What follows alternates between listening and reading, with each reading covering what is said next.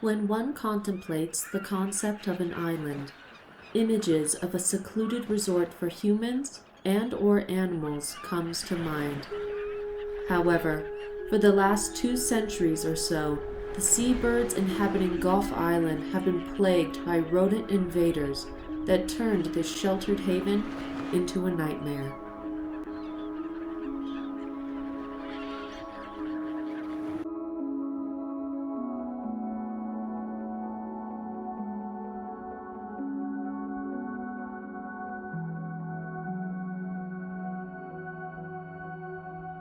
In the center of the southern Atlantic Ocean, about 1,500 miles off the east coast of South America and west coast of South Africa, lies 5 islands collectively called the Tristan da Cunha Archipelago, which is largely uninhabited by humans. The largest of these islands is named Gough Island.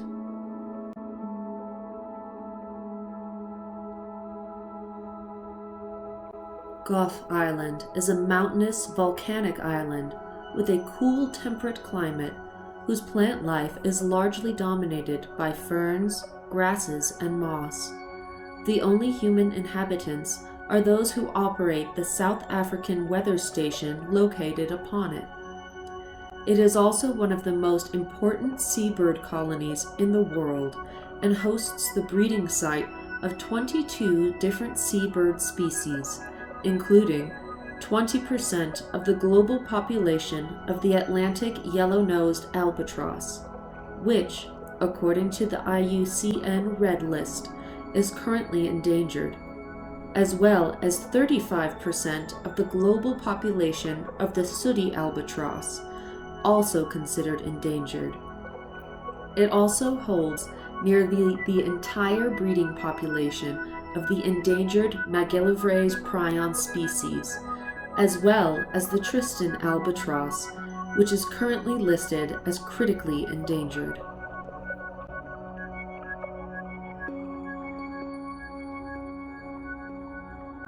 So, how did rodents arrive at such a remote island which is mainly inhabited by seabirds? While Gough Island has always been largely uninhabited by humans, in the 18th century it was at times temporarily used as a base for whaling and sealing. It is therefore believed that sometime during the early 19th century, house mice were introduced to the island by one of these passing ships as an invasive species on one of their brief stops.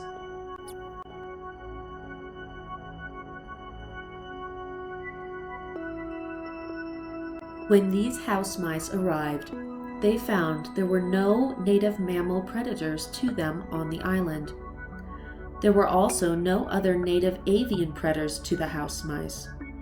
This lack of predators led to an intense increase in body size and mass via natural selection, which, according to a study done in 2016, measures as an increase of between 50 to 60% compared to any other island mouse population.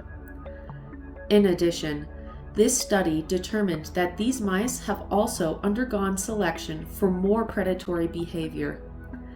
This is believed to be a response to the lack of alternative food sources on the island during the winter months, which has led these mice to begin attacking seabird chicks in their nests.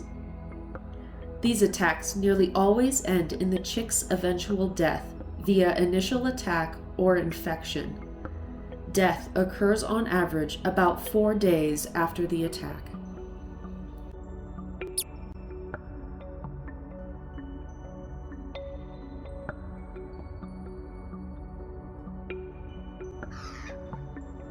Some may argue that even with their increased body size and enhanced predatory behavior, how much damage could these mice actually be doing? It turns out, quite a lot. A 2019 study determined that the seabirds on Gough Island have a significantly lower breeding success rate compared to those nesting on islands free of introduced predators, and that on average they lose about 1,739,000 eggs and chicks per year due to these mice invaders.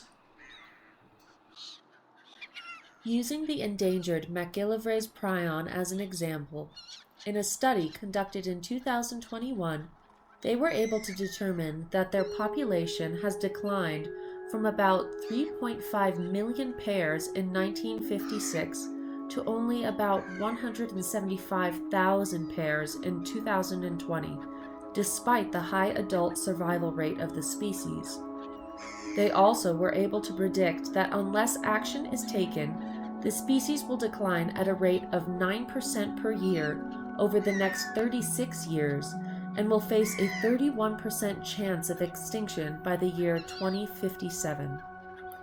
However, the study done in 2019 determined that not all seabird species on the island are equally susceptible to attack by the mice. In order of trait importance, they concluded that seabird species who nested below ground, who had smaller adult body sizes, and/or those that nested within the winter months were those that were most prone to having their nests and chicks attacked.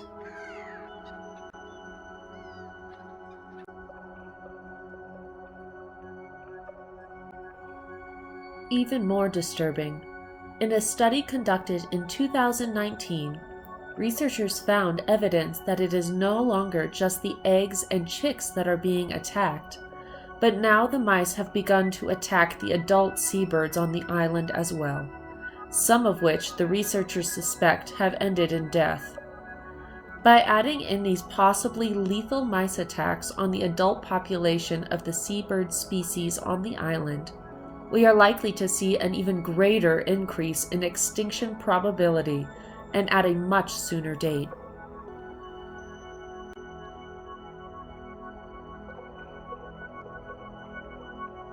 As the population density of house mice on Gough Island becomes higher and higher, and saturated with larger and more predatory individuals, one must ask themselves, what can be done? According to a 2021 study, the best option is the extermination of the entire invasive house mice population on the island. This same study, which focused on the McGillivray's prion seabird species, determined that the eradication of the mice would stabilize the seabird population and would also lower their risk of extinction to less than 10%. It is very likely that the removal of the mice from the island would also have similar positive effects to the other seabird species that utilize Gough Island. So what options are available in order to remove this huge population of mice from the island? One option is they could introduce natural predators in order to wipe out the mice population. However, this would probably backfire, as the predators would likely quickly turn on the seabird population as well as the mice population, so this is probably not a viable option. They could also attempt to install some sort of traps on the island in order to ensnare the mice. However, this could also prove to have unforeseen consequences by trapping other organisms on the island, and even if they were able to create a trap specifically tailored to the house mice species, this approach is not guaranteed to work, since mice are known to be able to circumvent or avoid traps once they become familiar with them. Another option would be to introduce some sort of poison to exterminate the mice population. While this option also is bound to have some unintended consequences to the other fauna and flora on the island, the British and South African governments have banded together to put this plan into action. In the winter months of 2021, they will be dumping 200 tons of an anticoagulant poison in pellet form called brodifacoum via helicopter onto the island. While the team appointed to this project will attempt to cage the other native non-seabird avian species on the island during this process so that cross-contamination will be kept to a minimum, there are many who still oppose this poison operation due to its cruelty and unknown side effects to the environment. It will take 2 years to say with certainty whether the operation will be a success, but if all goes to plan, the island will hopefully be mouse-free by the end of winter 2021, which will allow the seabirds of Gough to thrive once again.